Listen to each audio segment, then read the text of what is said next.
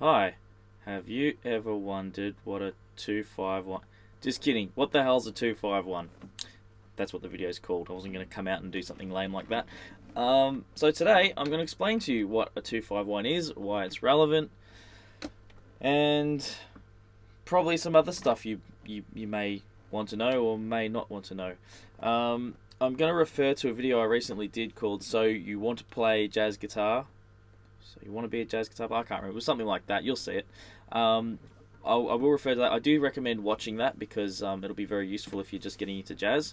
But the first thing I'm going to do today is explain to you what we're talking about when we use numbers like 2, 5, and 3, or 1, 2, 5, and 1. So in the key of G today, just because it's nice and at the top end of the neck, I'm just going to really quickly show you where these numbers come from. So just like we have a scale, the good old major scale, and just like with the major scale, we number those tones as 1, 2, 3, 4, 5, 6, and 7. We can, and the root again, we can actually build a chord off each one of those steps. We're going to do this diatonically, which means we're staying in the key of G. So G, B, D, and an F sharp is the combination of notes that makes up our major 7 chord. Now, if we go through that in the numbers, it's the 1, the 3, the 5th tone, and the 7th tone. Now, you probably just watched that and thought, but that wasn't a chord because you couldn't play the 5 and the 7 at the same time. Okay, correct. We can't do that. On a piano we can.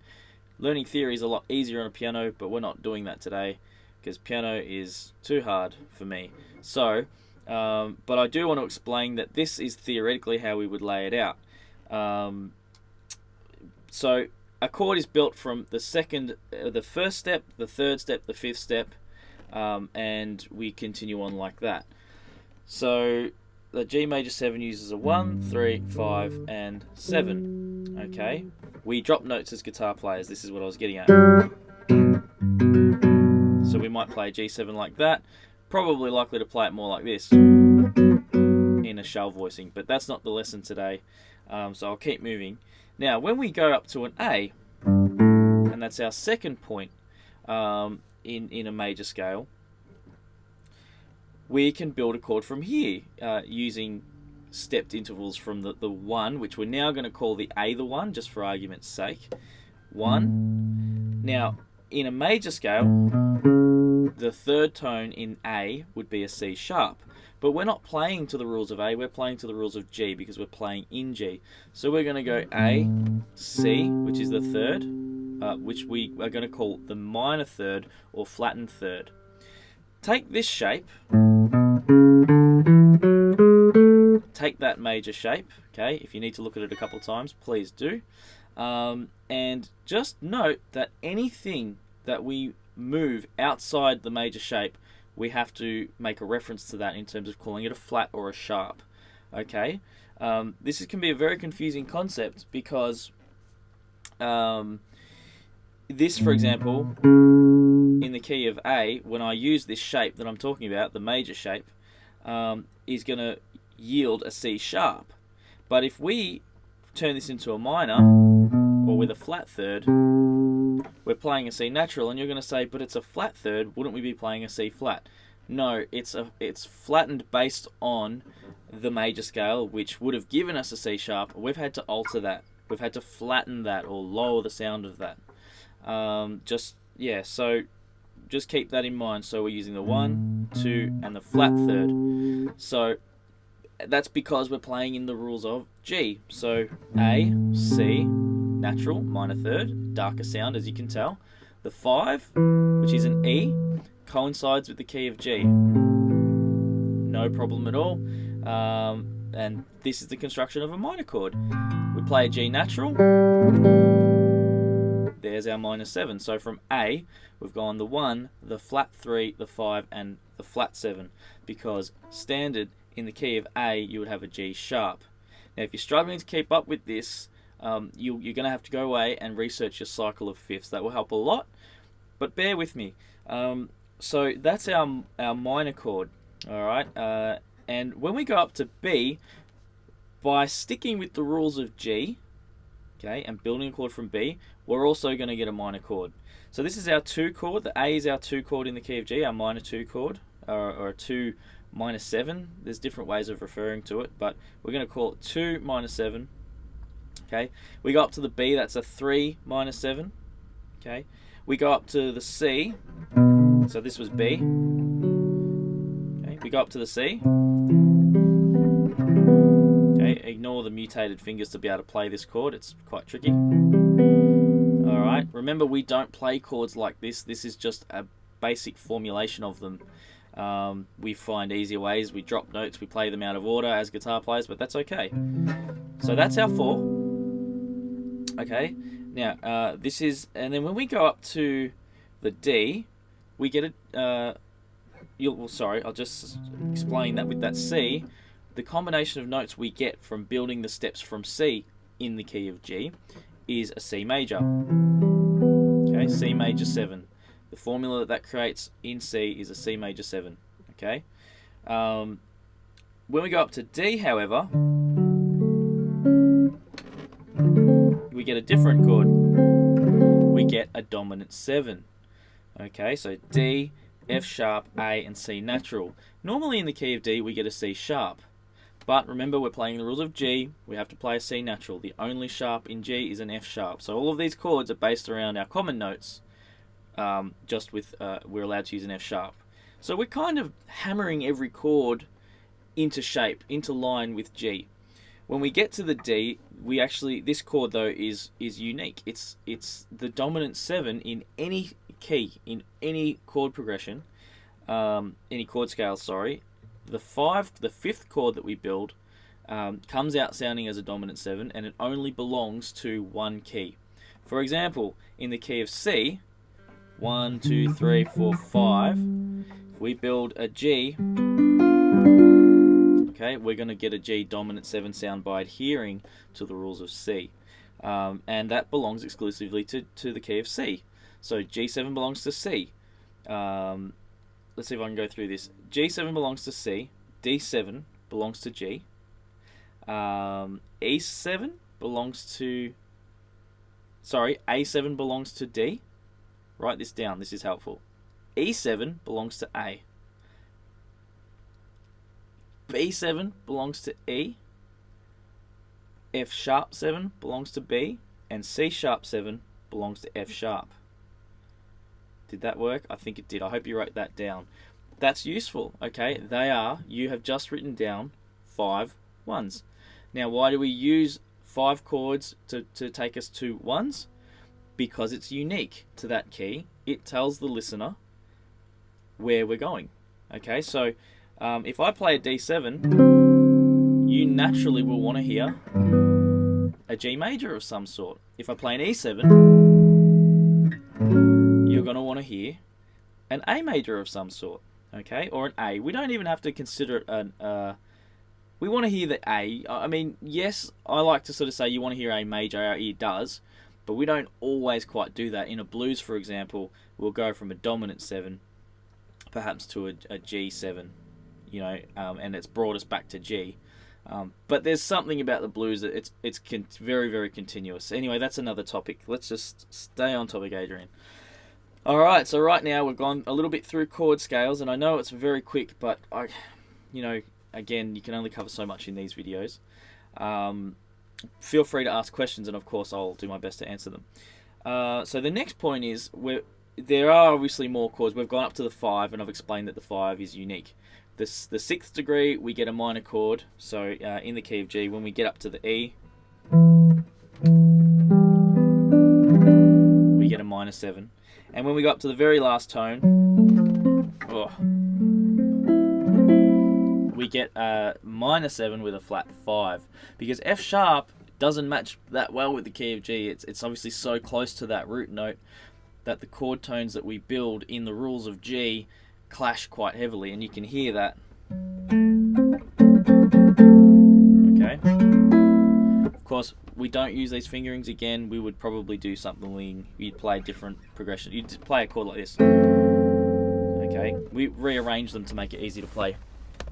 Sorry, I've lost the screen. That happens from time to time. Okay, so now we see that we are forced to use all of these combinations of notes, and we get a various tonality or quality out of each of those combinations. Now what we're focusing on today, obviously, you've been here 10 minutes. If you're still here, thank you for your patience. The 2, okay, so we covered the 5, the importance of the 5. Let's look at the 2. So of course in G, the 2 chord is going to be an A minor, and then a D7 would be a 5, and then you would have your G. So that's a 2-5-1 just explained in basic theory. This part of it now is going to explain why we have 2-5, what they're useful for, and why they're utilized so much now. So one of the reasons for a 2-5-1, I think, is to sort of, get that, smooth out that transition to your 5 and create some kind of cycle. All right, so I think it's a more gentle introduction to the 5, because the A minor in some ways sets up the 5, and the D7 sets up the G. Okay. Now this is where it gets a little bit more interesting. If we want to move key or modulate, okay, what they call modulation, we can hint at other keys by playing the 2 of a different key, and it tells the listener we've moved. So if I want to take this into E flat, I might play the 2 chord of an E flat, which is going to be an F. Okay, it's a step up. Here's an E, here's an F. We play a minor 7 from F. We play the 5 of the E flat, which is unique to E flat. Tells the listener we're going to E flat. And suddenly we get this very smooth transition to an E flat. So just like I mentioned, having that nice smooth transition to the 5, for that, we can set up a whole nother key. Okay, to an E flat, for example. So there, right now, is what we have done is change the key center, and this is what 2-5-1s are predominantly used for, is to change the key center. All right, it kind of stretches out a progression or a tune. It can allow it to go into different directions. And you can see how the 5 is unique to a key. So as soon as we play a dominant 7 with the intention of, moving to a major chord or whatnot, something like that, it sets up the tension that is then resolved. Okay, because because it's unique. It's telling us we have to go to a certain place. All right. So if we play an F7, it's going to send us to a B flat. Okay, I didn't mention that before because I was talking purely about the cycle of fifths when I was talking all the 5 to 1s. Check out your cycle of fourths as well. Completely applies. So that's two things. I guess I've tried to sort of cover it in a basic sense. Talked about how it's a smooth a transitional tool. Back to our 1. Talked about how it can create a means in which to change key centers. Another area that we can sort of touch on, and I'm not 100%. I don't know that I have the best way to articulate this element myself, but you often get this in jazz too. All right, let's say we're in the G. Let's go to E7. Then we go to A7. Then we go to D7. And then we go to G. Alright, so what we've done there is created a bit more of a cycle of 2-5-1 type things. Ultimately, we're almost skipping the 2-5-1 here. We're using 5s, what would effectively be the 1 of that 5. So E7 leads to A7, leads to D7, leads to G. Okay? And if we did that as a 2-5, we could go B minor, E7. So the B minor is now the 2 of A. E7 is the 5 of A. A7 is now the 1. Then we want to create another cycle. So we turn the A7 into an A minor, which is now the 2 of G. Then we go to the 5 of G, the D7, which is the 5 of G, and we're back to the 1 of G. So what I've done there is shown how many tunes will simply use that tension that that dominant sevens create. So the E7 will belong to A, but then we sort of trick the ear because we go to A and we play an A7 which belongs to D. Then we go to D, but we're playing a D7 which belongs to G. Okay, sorry, I've probably rambled around a little bit there trying to find that, the information in my head there, but there it is. So that right there is a, you know, almost like moving fifths. That's not actually a word. So I guess I'm also touching here on how dominant sevens create movement, and how the 2-5-1 really just gives us a smoother transition into to other keys or back to our 1. Now, the final point that I want to make about this, and again, thanks for watching this far if you have, the final point that I want to make is from an improvising point of view, because these movements are the bread and butter of jazz playing, you want to try different combinations of improvising over them, especially for guitar players, because they're then movable. You know, if you can create a really cool lick, like let's say,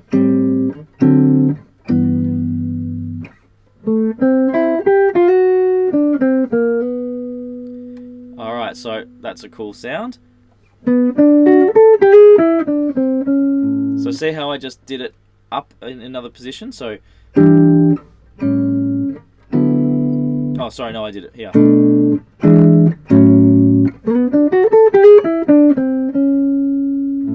So I took an A minor, D7, alright, a lick, and I moved it up, and I could move that all over the board. So when I'm improvising along and I know there's a 2-5 coming, I've got certain ideas that, just like the chords, will steer the listener to the right point, and follow the chords. But of course, I always say you want to have a sense of melody, sense of creativity about it. So a lot of guys work really hard on developing their own signature ideas over 2-5-1s, and then it becomes almost second nature. I find it's very easy to get trapped with your own ideas and playing your own ideas, so it's always good to go away, work on different 2-5-1s. So this is a good one. So D minor 7, G7, C. Here's the D minor. Here's the third of a G, the B. Okay. Over a C. So that was over D minor, G, and C. Now, you can go back and learn that lick if you like, but it's kind of not quite the point. I just want to sort of demonstrate that you might see that, and then you might see a C minor, F7, B flat. So rather than needing a whole new phrase or lick, I can play the exact same phrase pertaining to that 2-5-1, which leads us to B flat. So you want to learn them in all kinds of means. I've got kind of some of my own ideas I really like to do. I'm a really big fan of, so let's say we're doing, we're going to finish on a G, and we do, let's say we'll finish on C, sorry, dithering around. D minor 7, G7, and C. I really like to use, okay, so then I can take that same idea, or